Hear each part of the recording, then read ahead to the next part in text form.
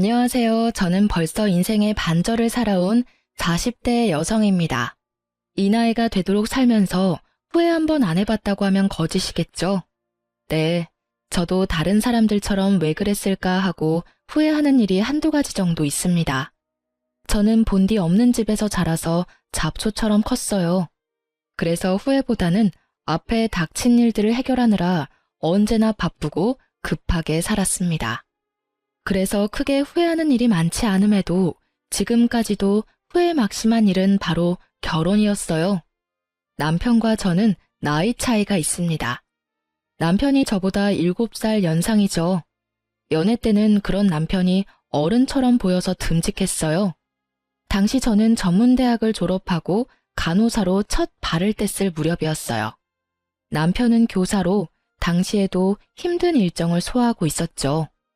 남편과 잘 될 거라는 생각은 그다지 해본 적 없어요. 첫 연애였고 남편의 직업도 교사인데 남편 집안도 모두 교육자 집안이셨거든요. 자격지심을 가지려는 건 아니지만 저희 부모님이 호프집을 운영하며 힘들게 살고 계시는 걸 생각하면 어쩐지 저희 둘이 맺어지는 건 힘들겠다라는 생각을 어렴풋이 마음속에 하고 있었던 건지도 몰라요. 남편이 제게 프로포즈를 했을 때는 이래도 되나 싶은 생각이 들어서 부모님한테는 말씀드린 거예요? 하고 물어봤을 정도라니까요. 그리고 제 예상대로 남편 집안의 반대는 심했어요. 특히 시모는 꼴랑 전문대 졸업해서 간호사 일하는 어린 여자애는 믿을 수가 없다며 저와의 결혼을 반대했죠. 이때 제가 모진 마음 먹고 나도 싫다고 퇴짜놓고 돌아섰더라면 제 인생에 그런 대환장 파티는 일어나지 않았을지도 모르죠. 그렇지만 당시 저는 그런 당돌함을 가지기에는 너무 세상에 찌들어 있었고 결국은 흘러가는 대로 일이 진행되었어요. 남편은 강경하게 저와의 결혼을 요구했고 결국 그게 시부에 의해 받아들여지면서 결혼까지 하게 된 거였거든요. 결혼이라는 큰 산을 넘고 나니 더 큰 산이 남아있더랬죠. 바로 고부 갈등이라는 거대한 산이었죠. 그런데 당시 집안에는 손위의 동서 형님이 한 분 계셨거든요. 대학원을 졸업한 재원에 여러모로 잘난 분이셨죠. 시모와의 고부 갈등은 거의 대부분이 이 형님을 통한 것이라고 해도 과언이 아닐 정도였어요. 형님에 대한 사랑이 지극한 시모가 저를 홀대하고 차별하는 것은 물론 저희 친정까지 싸잡아 아래로 보더군요. 그래도 결혼 초에는 남편과 사이가 좋아 감당할 수 있었지만 어느 순간부터 저에게 상식이 모자라다 평가하며 훈수질하는 남편놈 때문에 사이가 급속도로 나빠지기 시작하면서 그마저도 감당하기 힘들어졌죠. 그럼에도 결혼 생활을 유지해온 건 든든한 아들 덕분이었어요. 저는 제가 전문대를 나온 간호사라는 걸 절대로 부끄럽게 생각한 적이 없어요. 제 주변에서는 취직도 잘 되는 직업에 정년 없이 일할 수 있는 이 직업을 무척 좋아했으니까요. 그런데 유독 이 시댁에서는 그것보다는 학벌을 더 중요시 하더라고요. 전문대는 대학으로도 안 친다고 말이죠. 그러면서 제게 일을 그만두고 남편 내조나 잘하라고 하더군요. 결국 저는 간호사 일마저 그만두고 전업주부로 몇 년을 있어야 했어요. 그런 제가 이 결혼 생활에 마침내 종지부를 찍을 수 있도록 도와준 사건이 하나 생겼어요. 그날은 추석 명절이었어요. 여자라면 누구나 스트레스를 받는 그날에 모두가 모인 자리에서 말이죠. 저는 부엌에서 전을 굽고 있었어요. 결혼 초부터 그때까지 계속 이어져 오던 일이었고 솔직히 그때쯤에는 그냥 기계처럼 일을 하고 있었던 것 같아요. 그런 제 귀로 시모와 형님의 이야기가 들려오더라고요. 어머님, 가방 너무 고마워요. 잘 쓸게요. 이렇게 비싼 가방 사주실 거라고는 생각도 못해서 제가 잘해드리지도 못하고 명절에도 자주 못 오는데 너무 죄송해요. 아유, 예. 그런 말 하지 마라. 너같이 번듯한 며느리가 있어서 나는 너무 좋아. 바쁘면 못 올 수도 있는 거지. 일은 둘째 시키면 되니까 걱정하지 말고. 걔야 집에서 놀면서 남편 덕만 보는 애 아니니? 그러니 이런 일이라도 열심히 해야 하는 게 맞으니까. 넌 그런 거 신경 쓰지 말고 편히 왔다 갔다 해. 그래도 동서 보기 미안해서 그렇죠. 이렇게 저만 또 가방 받고 나중에 차별한다고 저한테 뭐라 하면 어떡해요? 걔가 그런 마음 먹으면 그 길로 이 집안이랑은 끝인 거지. 솔직히 지가 여기서 전 구울 수 있는 것도 다 우리 아들 덕분이지. 안 그래?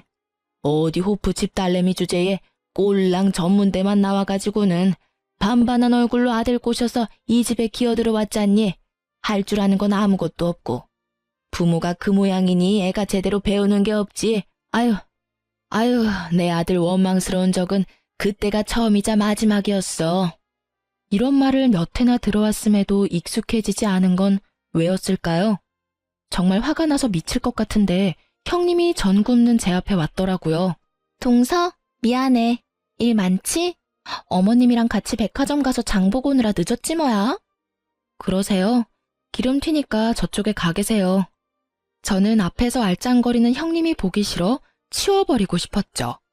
그런데 이 여자가 무슨 생각인지 시모가 선물한 가방을 이쪽 팔에 끼웠다 저쪽 팔에 끼웠다 하며 제 앞에서 알짱거리더라고요. 딱 보니 그 가방 자랑하고 싶었던 모양이에요. 제가 부러워하는 얼굴 하나 없으니 옆에서 더 왔다 갔다 하더라고요. 저기, 나한테 화난 건 아니지. 난 동서가 전문대 나왔다고 해서 막 차별하고 그런 사람 아니야. 교양 있는 사람이 어떻게 그런 짓을 하겠어? 그런데 동서, 가방 좀 바꿔야겠네. 너무 오래 썼어. 내 가방만큼 좋은 건 아니더라도 동서도 좋은 가방 써야지. 그래도 교사 부인인데 그런 거 쓰고 다니면 다른 사람들이 비웃지 않겠어? 돌려 까는 건지 뒤집어 까는 건지 조잘조잘 아주 하고 싶은 말은 다 하더군요. 가방을 칭찬받고 싶은 건지 칭송을 받고 싶었던 건지는 모르지만 저도 이쯤 되니 한껏 눌려있던 게 폭발했어요. 항상 듣던 말인데도 참을 수 없었던 것은 마지막에 한 말 때문이었어요. 동선의 아들이 엄마 이런 꼴하고 다니는 거 알아봐. 얼마나 부끄럽게 생각하겠어? 이 말이요. 남의 아들을 뭐라고 생각하냐고 소리치려다가 좋은 생각이 났죠. 저는 모른 척하며 팬에 기름을 듬뿍 둘렀어요.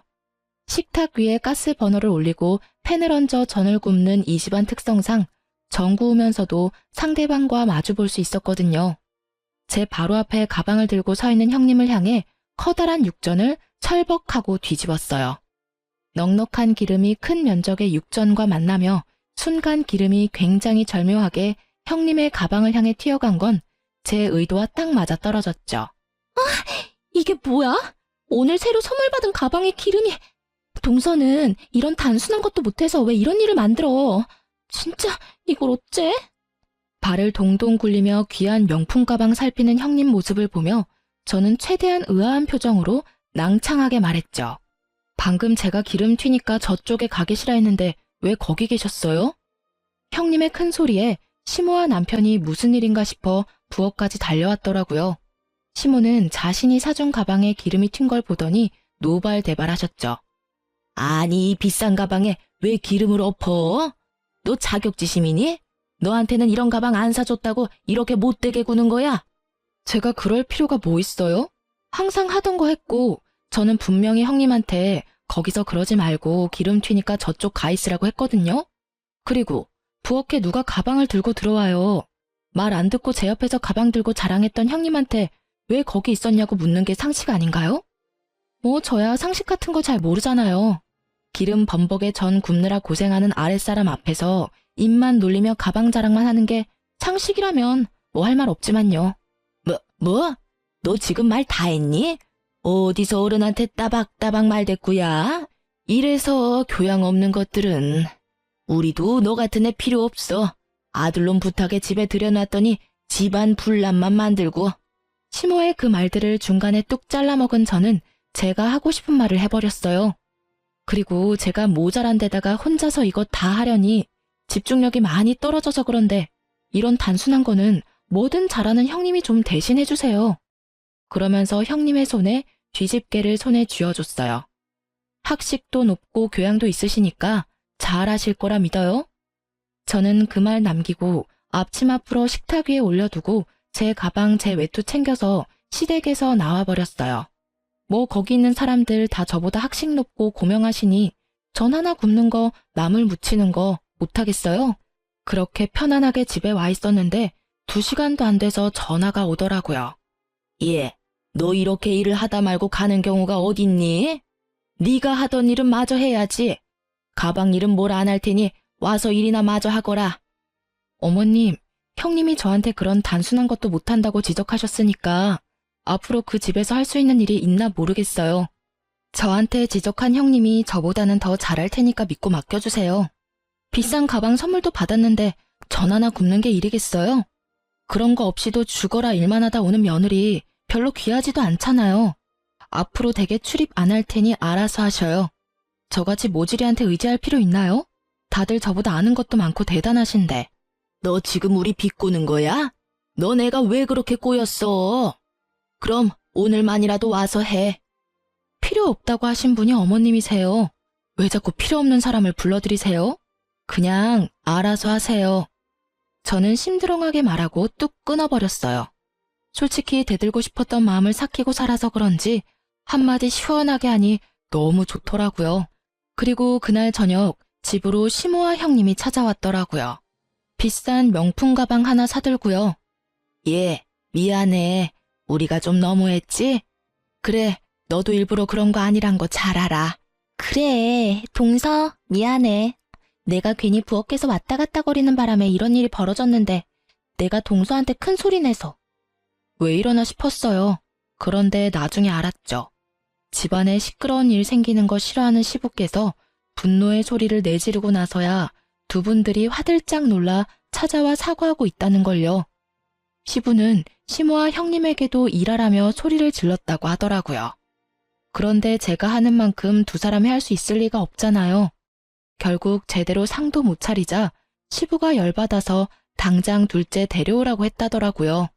시부에게 등 떠밀려온 미안한 마음 하나도 없어 보이는 그 얼굴을 보니 토가 나올 것 같았지만 가방은 잘 받아뒀어요. 가방에는 죄가 없으니까요. 그리고 시부도 저를 두둔하기 위해서 그런 거라기보다는 집안에 불씨가 자라나는 걸 두고 볼 수 없어서 화내신 거라 솔직히 시부도 제가 눈에 가시인 건 마찬가지일 거예요. 그들이 진정으로 제게 미안한 마음을 가졌다면 저도 시댁과의 관계를 개선해보려 할 수도 있었겠지만 전혀 그런 모습이 없기에 사무적인 관계로만 지냈어요. 지금 당장 불길은 잡았지만 불씨는 남겨진 그런 상황이었죠. 그런 타다남한 불씨에 다시 불을 지핀 것은 우리의 위대한 형님이셨어요. 형님 아들이 수능을 망치는 바람에 재수생이 됐거든요. 그게 저랑 무슨 관련이 있냐고요? 바로 저와 남편이 서울에 살고 있었거든요. 형님네는 수도권 외곽에 살고 있었고요. 만나자고 연락 왔을 때부터 안 나가고 싶더라니 애들 데리고 나갔는데 형님과 아주버님이 계시더라고요. 왔어. 앉아. 동서, 우리 아들 저번에 수능 점수가 아주 조금 모자라서 원하는 대학 못 갔거든. 학원을 보내려니 우리 집에서는 너무 멀어서 말이야. 혹시 동서네 집에서 애 좀 봐주면 안 될까? 별로 손 많이 안 가. 다 큰 성인이고 밥만 차려주면 돼. 그 이야기 듣는데 뒷골이 띵하더라고요. 하숙을 보내겠다는 이야기인데 밥만 줘라라고 말하는 게 참 열받았죠. 밥만 먹어요? 집에 빨래도 내놓을 거고 이것저것 전기도 쓰고 물도 쓰고 밤중에 늦게 들어오고 아무리 봐도 신경 쓸 게 한두 가지가 아니잖아요. 아니 솔직히 제가 나열한 것만 해준다고 치면 할 수도 있을 거예요. 그런데 근본적으로 시조카가 싸가지가 없거든요. 누가 키웠는지 아주 자만과 오만으로 똘똘 뭉친 상토라이 같은 시조카라 처음부터 생각의 여지는 없었어요. 안 되겠는데요. 저희 집에 방도 없어요. 평수도 얼마 안 되는 집에 사람 하나 더 늘면 누워 잘 곳도 마땅치 않은데. 방이 없어? 방 3개 아니었어? 3개면 뭐해요? 방 하나는 옷방으로 쓰고 있는데요. 현실적인 제 말에 형님의 표정이 안 좋아지더라고요. 저는 그러든지 말든지 안 되는 건 안 되는 거니까 그런 형님 앞에 놔두고 밥만 먹었죠. 그랬더니 갑자기 남편이 젓가락을 탁 하고 놓더라고요. 당신은 왜 그렇게 공동체 의식이 없어? 형수가 부탁하는데 그렇게 냉정하게 반응해야 해? 게다가 조카 생각하면 방을 만들어서라도 해줘야 한다는 생각 안 들어? 하여튼 무식하면 감수성도 모자란가 봐. 감수성이 모자란 사람이 누군데 지금 저런 말이나 해대고 있는 건지. 정말 저 사람 머릿속에 무슨 생각이 들었는지 궁금하더라고요. 방을 어떻게 만들어? 그럼 당신이 옷방에 있는 옷 다 끌어안고 잘래? 집이 작은 게 내 탓은 아닌데 왜 나한테 뭐라고 하는 건데? 제 말에 남편이 한숨을 푹 쉬더라고요. 그러면서 형님에게 말하더군요. 형수, 미안해요. 이 사람 말 너무 신경 쓰지 마요. 어차피 그 집 제 집인데 제 맘대로 해도 돼요. 조카는 제가 책임지고 잘 돌봐줄 테니까 우리 집에 맡겨봐요. 애 대학이 걸린 일인데 우리가 도와줘야죠. 저는 한마디 하려다가 잠자코 있었어요. 고마워요, 도련님. 밥 많이 먹어요? 내가 뭐 해줄 건 많이 없지만 식사라도 많이 하고 가. 구체적으로 애를 맡으면 어떠한 식으로 살해를 하겠다는 말은 하지도 않고 그냥 사람 좋은 얼굴로 밥이나 먹는 남편을 보며 열이 받았지만 꾹 참았어요. 그렇게 밥을 먹으면서 어떡할까 생각하던 제 머릿속에 얼마 전에 연락 온 친구의 말이 떠올랐어요. 그걸 이용하면 되겠다 싶은 생각으로 남편에게 말했죠. 아 참, 그리고 나 다음 달부터 일하러 가. 옛날에 같이 일했던 친구가 동네 의원의 간호사로 오라더라고. 자리 비었는데 아는 사람이면 좋겠다 싶다고 해서. 조카 오면 자기가 잘 돌봐줘. 우리 애는 내가 챙길게. 당신한테 애 둘이나 맡기는 건 좀 그렇잖아? 갑자기? 그런 걸 왜 나하고 상의 한마디 없이 결정하는 거야? 당신 진짜 생각이라는 걸 하고 사는 거야? 그러게. 당신도 어차피 나하고 상의 없이 결정했잖아. 조카 받는 거. 그러니까 하나씩 주고 받은 셈 쳐. 그러면 되지? 아, 그리고 당신은 내가 안 된다는데도 밀어붙였으니까 아예 내 말 같은 건 들을 생각도 없었다고 보면 되는 거지? 제 말에 남편은 말을 못 하더라고요. 지가 한 말을 그대로 해줬으니까요. 무슨 할 말이 있겠어요? 그렇게 조카와의 기묘한 동거가 시작됐습니다. 역시나 밥만 해서 해결될 문제는 아니었어요. 게다가 성인이 되니 술까지 마시고 들어오기도 하고 전화통화로 밤새 시끄럽게 굴기도 했죠. 저는 철저하게 사무적으로 대했어요. 아침밥도 우리 애 먼저 일찍 일어나게 하고 우리 애한테만 쏙 해주고 말았죠. 학원 마치고 집에 오는 아들 데리러 가는 것도 이제는 제 일이 되었고요. 다행히 제가 일을 시작해서 조카와 마주칠 일은 크게 없었어요. 그리고 남편은 열심히 조카 뒷바라지를 했죠. 대놓고 나한테 정도 없는 냉혈한이라며 욕하는데 욕하던지 말던지 저는 상관하지 않았어요. 욕을 한다는 건 자기가 지금 힘들다는 뜻이거든요. 왜 넌 나 안 도와주냐 이런 마음을 저한테 표현한 거고요. 아니 지가 원해서 저렇게 생고생하고 있는데 제가 뭘 도와줘요? 그리고 2달 정도 지나니 남편이 결국 백기를 들더군요. 도저히 못하겠으니 같이 도와달라고요. 미안한데 나도 바빠. 이렇게 될 줄 알고 내가 조카 받지 말자고 했잖아. 내 말 안 들은 건 당신이야. 당신 집이니까 조카한테 당신이 새로 집 하나 얻어주던지. 그 말을 듣고는 남편 얼굴이 잠시 동그래지더라고요. 무슨 생각을 하나 싶었는데 그 다음 날부터 시모아 형님이 저를 만나러 왔더라고요. 예, 잘 지냈니? 조카 봐주느라 고생이 많아. 일까지 하느라 힘든데 네 몸은 네가 챙겨야지. 조카가 많이 힘들게 하지? 조카는 남편이 알아서 잘 챙기고 있어요. 그런데 무슨 일로 오셨어요? 다른 건 아니고 동서. 우리 아들 동선의 집에 있으니까 힘들잖아. 여태껏 애 맡겨놓고 우리도 해준 거 없어서 동서 몸보신 좀 시켜주려고 왔지.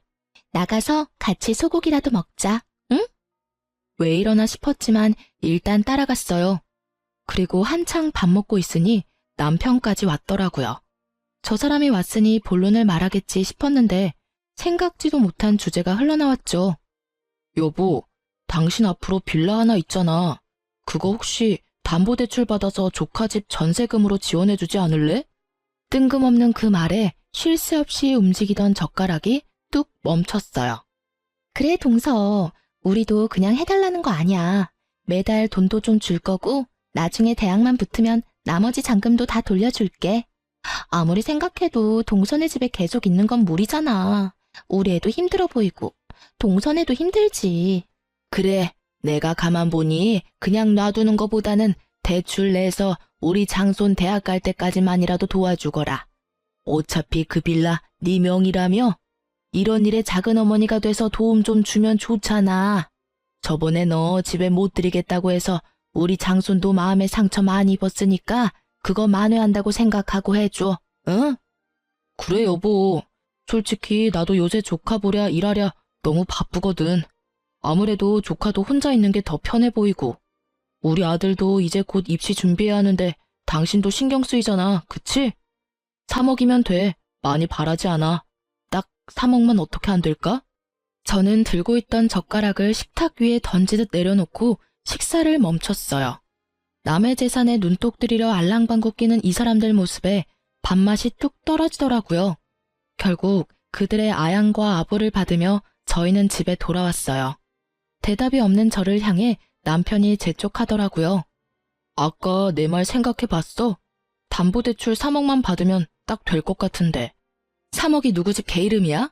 지금 나더러 그 빌라 앞으로 대출을 받으라고? 내 새끼도 아닌 남의 새끼 때문에? 당신 진짜 미쳤어? 그게 어떤 건데 그걸 탐내. 우리 부모님 살고 계신 집이거든? 빌라가 제 앞으로 하나 있기는 했어요. 그치만 그 빌라가 순전히 제 것만은 아니었거든요. 제가 무슨 수로 돈을 모아서 그런 빌라를 가질 수 있겠어요. 부모님들이 피땀 흘려 모은 돈, 그리고 제가 고등학교 시절부터 알바며 간호사 일 해가며 번 돈들이 모두 들어간 건물이었어요. 물론 샀을 때부터 크게 돈은 되지 않은 낡은 집이었지만 최근 그 빌라 앞으로 재개발이 걸려 있었거든요. 어릴 때 제대로 해준 거 없어 미안하다며 부모님이 굳이 제 명의로 해준 것뿐이고 현재는 부모님이 살고 있는 집이었죠. 아니, 누가 그 집에서 부모님 내쫓자고 했어? 그냥 담보대출만 받으면 되잖아. 어차피 다 낡아서 사줄 사람도 없는 빌라, 대출이라도 받아서 좋은 일 하면 당신도 기분 좋잖아. 이 이야기를 들으니 남편은 그게 재개발이 안 될 거라고 철석같이 믿고 있는 것처럼 보였어요. 당신 잘난 머리통에는 그 생각밖에 없어? 난 안 해줄 거야. 아니, 못해. 내가 왜 그걸 해줘야 해? 내 아들 이야기면 나도 어떻게든 해보겠는데 내 자식도 아니고 남의 자식이래. 왜 내가 거기까지 해야 하는데. 당신이야말로 미쳤지. 당신 애한테 그만큼 정성을 쏟아봐. 당신 진짜 이렇게 비협조적으로 굴 거야? 좋아. 당신 이러는 거 나도 이제 못 참아. 무식한 여자 데리고 살아줬으면 고맙다고 해도 모자랄 판국에 집안에 화근만 만들고. 직장을 나간다고? 난 허락 못하니까 직장 다니려면 이혼해. 당신이 어디 나 없이 제대로 살 수 있겠어? 내가 왜 못 살아? 나도 이제 직장 생겼고 충분히 혼자서 살 수 있어. 내가 여태껏 너희 집에서 그 수모 당하면서 왜 살았는데 너 때문에 산 줄 아니? 내 아들 때문에 살아준 거야. 내 아들이 여기 있으니까. 애도 컸으니까 나도 이혼 걱정 안 해. 당신이랑 저 시댁 사람들 얼굴 보느니 이혼하는 게 나도 차라리 맘 편하지. 이혼하자는 남편의 말에 저도 덩달아 좋다고 이혼하자고 말했어요. 남편이 제 말에 도리어 놀라더군요. 그만큼 수동적으로 살아온 제가 이만큼 남편에게 대놓고 이야기하는 건 처음 있는 일이었거든요. 분위기는 냉랭해져 갔고 남편 놈은 저의 이혼하자는 말이 열받았던지 그 다음날 바로 이혼 서류를 들고 왔더라고요. 하자면 누가 못할 줄 알았나 보죠? 저는 서류 작성하고 내친 김에 남편에게 친권과 양육권 이야기까지 꺼냈어요. 이쯤 되니 남편도 당황하더라고요. 당신 진짜 나랑 이혼할 생각이야? 정말로 당신이 혼자서 집 살 수 있을 거라고 생각해? 애도 이제 고등학생이야. 입시 준비하려면 안정적인 환경이 필수라고. 나한테 화나서 이렇게 막 나가는 거면 내가 여기서 이해해 줄 테니까 그만해. 당신 이러는 건 당신은 물론이고 아들한테도 좋지 않아. 당신한테 화나서 이러는 거 아니야. 충분히 생각했고 그보다 더 긴 시간 동안 고민한 일이야. 제 말에 남편은 점점 급한 모양새였어요. 홧김에 꺼낸 이혼 이야기가 진짜가 될 줄은 몰랐나 보더라고요. 저는 남편이 당황하든 말든 이혼을 착착 진행해 나갔어요. 이혼 전문 변호사와 연락까지 하고 나니 남편도 제가 장난치는 게 아니라는 걸 깨닫고는 절 붙잡고 이야기하더라고요. 당신 진짜 이혼할 거야? 아니 왜 갑자기 이야기가 그렇게 되는데 나하고 헤어져서 잘 살 자신 있어? 그리고 아들은? 우리 아들 없이 당신 살 수 있어? 아들? 같이 데리고 갈 거야. 저번에 당신이 이혼하자 이야기했을 때부터 아들이랑 이야기했어. 어떻게 할 건지 아들한테 결정하라고 했고. 다 컸잖아. 자기 손으로 선택할 수도 있지. 제 말에 남편이 놀라 아들을 부르더라고요. 방에서 공부하던 아들은 심드렁한 표정으로 밖으로 나왔죠. 야, 너 말해봐. 엄마랑 무슨 이야기 했어? 엄마랑 아빠랑 이혼한다는 이야기 들었어? 네, 다 들었어요. 아버지가 이혼하자고 하셨다고 하던데요. 그래서 엄마가 저는 선택할 수 있는 입장이라고 저한테 가장 좋은 쪽으로 선택하라고 하셨어요. 야, 엄마랑 아빠 이혼 안 해. 아니, 설사 이혼하더라도 너한테 그런 선택권은 없어. 아빠 곁 말고 네가 있을 곳이 있어? 잘 생각해봐. 너네 엄마 이제 막 직장 들어가서 일해봐야 얼마나 더 하겠냐? 게다가 엄마는 집도 없잖아. 아빠가 무슨 말씀하시는 건지 잘 알겠습니다. 그런데 저는 무조건 엄마 따라갈 거예요. 아들의 말에 남편이 흥분을 감추지 못하고 소리를 질렀어요. 왜 네가 엄마를 따라가? 엄마가 돈이 어디 있어서 너를 키워? 너 대학이라도 제대로 들어가고 번듯한 직업 가지려면 이 아빠가 너한테 훨씬 도움될 텐데. 근데 아빠는 왜 사촌형을 우리 집으로 데리고 들어오셨어요? 저한테 의견도 묻지 않고요. 최소한 비슷한 나이 또래 애들끼리 있게 되는 거면 저한테도 물어봤었어야죠. 그리고 아빠가 저한테 뭘 해주실 수 있는데요? 매번 저한테 공부 못한다고 뭐라 하시잖아요.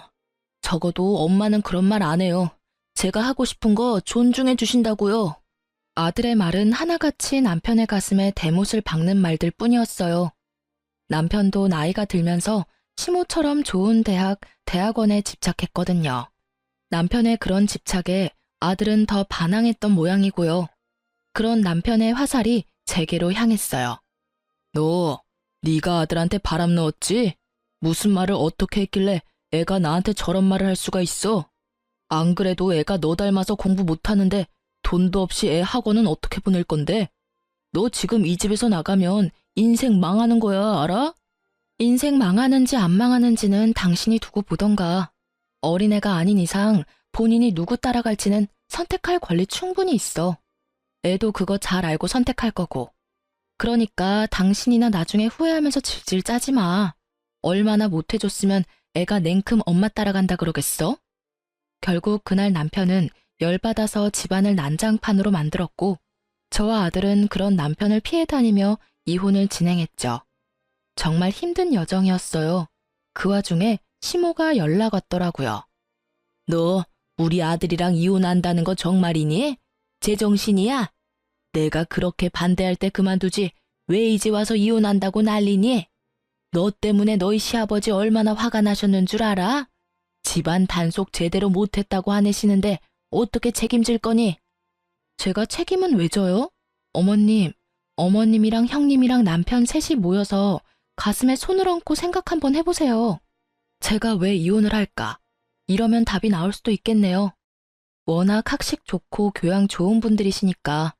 이혼은 할만해서 이혼하는 거니까 제 걱정은 하지 마세요. 그리고 이혼 이야기도 남편이 먼저 꺼낸 거니까 왜 이혼하냐고 묻고 싶으면 아드님한테 물어보세요. 이혼을 하고 나서 저는 드디어 자유의 몸이 되었어요. 이혼 과정에서 힘든 일도 많았지만 이 해방감이 그 응어리를 다 녹여주더라고요. 마지막으로 전 남편 집에 들어가 저는 제 짐을 모조리 쌌어요. 제 물건은 그다지 많지도 않았고 저 사람과 함께 사용한 물건은 가지고 나오고 싶지도 않았거든요. 그렇게 짐을 싸는데 남편이 한껏 삐딱한 얼굴로 묻더라고요. 당신 진짜 나 없이 잘 살 수 있겠어? 서울에 집 한 채나 구할 수 있겠냐고. 집도 없이 그 허름한 장인어른 빌라로 기어들어가려고? 거기 가면 애가 얼씨구나 좋다 하겠다, 응? 돈 한 푼 없이 이혼하면서 애까지 데리고 나가다니 누가 들으면 욕해. 아들 인생 망친다고. 누가 돈 한 푼 없이 이혼한대? 나 돈 있어. 당신 모르고 있었구나? 나 이제 곧 다세대 건물 한 채 가진 건물주 되는데 거기 월세로 애 키우는 거야 쉽지. 좋은 학원, 좋은 환경 내가 다 해줄 건데? 뭐? 네가 무슨 건물이 있어. 이혼할 때는 그런 거 없었잖아. 당신이 말하던 그 허름한 장인어른 빌라 거기 재개발 비용이 나왔거든. 한다 만다 말도 많고 질질 끌기도 오래 끌었는데 결국은 재개발 된다더라. 그리고 근처에 있던 아버지 호프집 있지? 당신이 매번 크기만 하고 조잡하고 정신 사납다던 그 호프집. 거기도 재개발 구역에 들어갔어. 거기는 도로로 바뀌는 모양이라 보상금도 많이 나오네. 그 돈 다 합쳐서 건물 한 채 샀어. 제 말에 남편이 놀란 얼굴을 감추지 못하더라고요. 저는 끝까지 숨겼거든요. 재개발이 확정됐고 그게 임박했다는 사실마저도요. 미리 알려주면 이혼 안 해줄 거 뻔히 아니까 말 안 했죠. 왜 그걸 숨겼어? 너 진짜 영악하다. 그거 믿고 이혼하자니까 좋다고 한 거야? 말해봐. 이제 돈 좀 생기니까 나 같은 건 이제 아무 상관 없었어? 상관 없어진 건 꽤 오래됐지. 근데 당신이 날 언제부터 그렇게 생각해줬다고 생색이야? 솔직히 결혼하고 해가 지날 때마다 당신 어머님이랑 똑같이 나 무시했거든? 봐. 생각 없다, 무식하면 감수성도 모자라냐, 네가 나 없이 혼자 살 수 있냐. 다 무시하는 말뿐이지. 당신이 왜 날 무시했는지 지금도 모르겠어. 내가 전문대졸이라서? 아니면 집에 돈이 없어서? 아니면 애 낳고 더 이상 예쁘지도 않아서? 어떤 이유든 당신이 날 무시한 건 틀림없는 사실이잖아.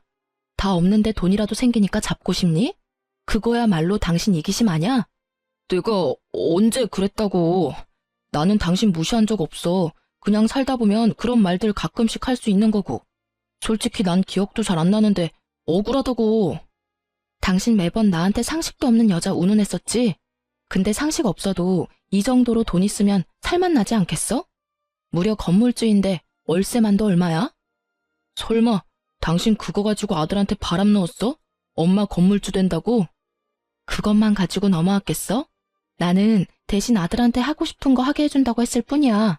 자기 꿈을 펼칠 생각에 너무 즐거워하더라. 당신이 바라는 교사 아들 너무 싫대. 그래서 내가 아들이 진짜로 바라는 걸 주기로 한 거지. 언제나 무시하던 아들이랑 마누라한테 버림받은 기분이 어때? 남편 얼굴 보는데 너무 고소하더라고요. 어찌나 통쾌하던지. 그 일그러진 표정을 사진으로 찍어두고 싶을 만큼요. 그렇게 저는 짐을 다 싸서 아들과 나왔어요. 제가 집 나올 때 시모가 저한테 찾아와서 쌍욕을 다 하고 난리도 아니었어요. 그 점잖고 교양 있으시던 분이 말이죠. 제가 건물주가 됐다는 말 한마디에 아주 눈에 불을 켜고 찾아왔더라니까요. 너희 못된 년, 네가 감히 우리 아들을 가지고 놀았어? 이래서 사람 함부로 집에 들이는 거 아니라고 했는데. 그래, 우리도 너 같은 년 필요 없어. 가족들 힘들 때 도움 줄 생각도 하지 않고 자기 실속만 차리는 너 같은 건 우리 집안에도 필요 없는 사람이야. 그리고 네 아들도 마찬가지야. 공부도 못하는 핏줄 우리 집안에는 필요 없는 짐덩어리야. 나가봐. 너희들이 잘 살 수 있을 것 같지? 너네 여태껏 잘 산 거 다 우리 아들 덕분이야. 저한테 막말을 퍼붓는 게 아니라 제 아들에게까지 그런 말을 퍼부으니 저도 가만히 있지 못하겠더라고요. 공부. 그 집안 사람이 뭐가 그렇게 잘나서 다른 사람 욕해가면서 자기들 잘난 거 광고하고 다니세요? 누가 보면 그거 욕해요. 매번 교양 찾는 분이 그거야말로 교양 없는 짓이란 거 모르고 계세요? 그리고 그 집안에 필요 없는 짐덩어리는 우리 아들이 아니라 그 집 장손이겠죠. 그렇게 애지중지 오냐오냐 감싸도는데 아시잖아요. 저는 우리 아들 그렇게 안 키워요. 하고 싶은 거 하도록 키울 거예요. 그리고 이제부터 저희는 남남이니까 그런 말 삼가주세요. 결국 그렇게 이야기 마치고 저희는 새 집으로 돌아왔어요. 아들에게는 쉬엄쉬엄 공부하라고 했어요. 엄마 아빠의 이혼으로 아이 공부가 제대로 안 된 것 같아 미안한 마음뿐이었죠. 하지만 아들은 도리어 저를 위로해 주더라고요. 할머니한테 그런 소리 들은 거 마음 아프지 않냐고요. 저는 아들에게 그런 소리 전혀 마음에 담아두지 않는다고, 그러니까 너도 그런 소리 담아두지 말라고 당부했어요. 자신의 존재를 친할머니에게 부정당한 아들에게 더 이상 상처 주기 싫었거든요. 그런데 그 일이 있은 후부터 아들이 공부를 진지하게 생각하더라고요. 그리고 수능이 끝나고 저희 아들은 서울에서도 유명한 공대에 들어갔어요. 정말 너무나 기뻤어요. 그리고 이 기쁨을 다른 사람들과도 누리고 싶었어요. 아들을 폄하한 시모와 전 남편에게요. 어떻게 연락을 할까 고민 중이었는데 전 남편에게서 연락이 먼저 왔더라고요. 아들 수능은 잘 쳤어. 수능 끝난 지 좀 됐는데 좋은 소식 아닐까봐 연락을 못했네. 아들은 좀 괜찮아? 아들이 무조건 수능을 망쳤을 거라 생각하는 전 남편의 목소리에 저는 웃으며 말해줬어요. 괜찮아. 그래도 자기가 원하는 데 들어갔으니 된 일이지. 중요한 건 만나서 이야기해. 애만 보낼까? 아니야, 당신도 와. 어차피 당신이 애 엄마고 서로 재혼도 안 했는데 편하게 봐. 저는 좋은 구경하겠다 싶어 아들과 함께 오랜만에 전 시댁 식구들과 만나기로 했어요. 그래, 어서 와라. 너 수능은 잘 쳤냐? 아들 보자마자 그렇게 묻는 남편을 보니 웃음밖에 안 나오더라고요. 벌써 그런 걸 물어봐요. 조카는 수능 잘 봤어요? 우리 아들은 아슬아슬하게 점수 미달이라 이번에도 다시 치려고 생각 중이야. 우리도 자기네 아들처럼 낮춰서 원하는 데 가라고 해야 할까 봐. 너무 높은 데를 지망하다 보니까 항상 아슬아슬하게 떨어지네. 삼수나 한마당에 정말로 아슬아슬했는지는 모르겠지만 그렇게 말하는 걸 보니 웃기더라고요. 조카는 여전히 당신이 봐주고 있어요? 그래, 어차피 방도 남아도는데 내가 봐줘야지. 우리 집안 장손일인데. 그리고 조금만 더 하면 될 것 같으니까. 여전히 사서 고생하고 있는 전 남편을 보니 웃기지도 않았어요. 그래서 너는 어디 붙었어? 지방대는 아니지? 네, 서울에 있는 대학 붙었어요. 공대요. 공대? 너 그쪽으로 관심 있었어? 무슨 공대 들어갔는데? 서울에서 제일 유명한 공대 들어갔어요. 원래 목표는 대전에 있는 공대인데 아무래도 거긴 중간부터 들어가기에는 너무 힘들더라고요. 그래서 차선으로 봐뒀던 곳으로 들어갔죠. 아들 말에 시댁 식구들 얼굴이 굳어가는 걸 보고 어찌나 즐겁던지요. 니들이 그렇게 무시하던 내 아들이 이 정도로 대단하다는 걸 보여주고 나니 정말 묵은 채증이 다 내려가는 것 같더라고요. 그러니까요. 원하던 곳에 못 들어가서 얼마나 속상해하는지. 거기도 좋은 곳이라고 이야기하긴 했는데 제 나름대로는 열심히 해서 그런지 아쉬움이 많더라고요. 네가 진짜 거길 들어갔어? 정말로? 못 믿는 것도 당연하죠. 저는 아들 수능 점수표를 가지고 와서 보여줬어요. 그걸 보는 남편 얼굴이 활짝 피었다가 다시 어두워졌다를 반복하더라고요. 그럴 수밖에요. 그렇게 머리 나쁘다고 욕한 아들 녀석이 좋은 대학에 들어가서 기분은 좋은데 그 아들이 온전히 자기 자식은 아니라는 생각이 들었을 테니까요. 형님은 아예 입도 떼지 않고 테이블만 쳐다보고 있더라고요. 예, 네가 진짜 우리 집안 핏줄이구나. 세상에 이렇게 잘난 손주를. 예, 안 되겠다. 손주 다시 데려와야겠어. 우리 집안에 이렇게 머리 좋은 애가 어디 다시 나오겠니? 데려가고 말고 할 것도 없어요. 아들이 이제 성인인데 본인이 알아서 행동하겠죠. 그 집안에 다시 가고 싶으면 가고 싶다고 할 거고, 저는 아들이 전 남편 만나고 싶다고 하면 말리지는 않을 거예요. 제 말에 시댁에서는 얼굴에 화색이 돌더라고요. 아들을 데려올 수 있겠다 싶었나 봐요. 그런데 아들이 거기서 시무를 보더니 한마디 던지더라고요. 근데 할머니, 저 이 집에 필요 없는 짐덩어리라면서요. 근데 제가 왜 이 집에 다시 돌아와야 돼요? 저는 엄마랑 계속 같이 살 거예요. 그리고 고맙습니다. 엄마 이혼하고 집 나오실 때 할머니가 엄마하고 저한테 필요 없는 것들이라고 욕해주셔서 저도 정신 차리고 공부 열심히 했던 것 같아요. 그 말에 시모 얼굴은 새파래지고 시부 얼굴은 벌겋게 달아올랐어요. 이 여자가 당신 진짜로 이혼하는 아들 집 가서 며느리랑 손자한테 그딴 소리 했어? 아유 여보, 그런 게 아니고 저는 그냥 멀쩡한 우리 아들 이혼남 만든 며느리가 미워서 정말로 그런 마음에서 한 말 아니에요. 믿어줘요. 아이고, 내가 집안 단속을 제대로 못했어. 이 옆에 내가 나 몰래 이런 짓을 하고 다니는지를 몰랐네. 장손이라고 끼고 도는 거 어쩔 수 없다 생각하고 눈 감아줬더니만 손주한테 그딴 소리나 하고. 말하기 전에 생각을 좀 해. 어른이면 상식 있고 교양 있게 행동하라고 내 몇 번을 이야기했어. 남의 모범이 되라는 건 바라지도 않아. 그냥 남들 하는 만큼만 하면 안 돼? 어? 왜 나한테 그래요? 틀린 말 한 거 하나도 없는데. 솔직히 그때는 공부 못했던 거 맞고 손주도 내 덕에 공부 열심히 하게 됐다고 고마워하잖소. 그게 고마워하는 거야? 비꼬는 거지? 당신이 그런 말해서 오기로 공부한 거라고 비꼬고 있는 거 아니냐고. 아휴, 당신만 아니었으면 저 손주가 온전히 내 손주였어. 어디 가서 떵떵거리면서 자랑할 수 있는 손주였다고. 잠깐, 가만히 있어봐. 혹시 애들 이혼한 것도 당신이 원인인 거 아니야? 그건 진짜 아니에요, 여보. 결국 시부는 우리가 이혼하게 된 이유에 대해 뒤늦게 모든 걸 알게 됐고, 내게 3억이라는 전세금을 요구한 걸 알고는 뒷골을 부여잡으며 쓰러질 뻔하셨어요. 그렇게 식사 자리는 엉망이 되었답니다.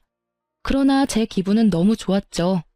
그렇게 정말로 이혼의 종지부를 찍게 된 저는 여전히 아들과 잘 살고 있어요. 대학을 다니는 아들은 여전히 제게 잘하는 효자로 컸고요. 그리고 저는 뒤늦게 간호사로 일하며 돈 버는 즐거움을 느끼고 있어요. 집안에서 쓴소리 들으며 남편만 기다리던 제가 아니라 일을 하면서 꾸미고 수다 떠는 제가 지금 너무 좋거든요.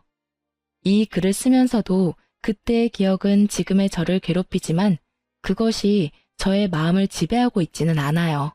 그때는 정말 그들의 모든 말들과 행동이 저를 지배하고 얽매고 있다고 느꼈거든요. 재혼은 할 생각 없고 이대로 아들 장가가는 거나 보고 친구들과 동료들과 즐거운 시간 많이 보낼 거예요. 지금도 그렇게 지내고 있는 중이고요. 글 읽어주신 분들에게 감사의 마음을 전하며 저는 또 일하러 가봅니다. 모두들 즐거운 하루 보내세요.